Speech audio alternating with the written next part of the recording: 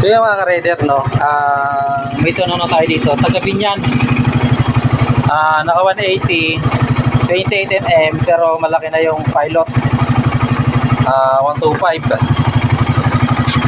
So goods naman. Nakadalawang palit kami, pero kung may problema pa rin, palit tayo ng palit hanggang mapatino.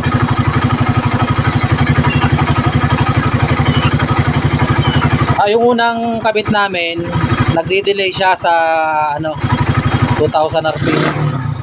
Dapat bagsak siya. Ayun.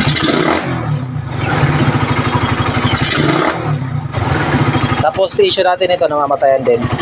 So goods na ito mga ka-rider. Tapos naka-break in kasi siya, hindi namin mabirit.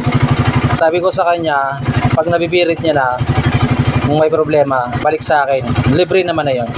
Kasi Binyan lang naman to. Malapit lang.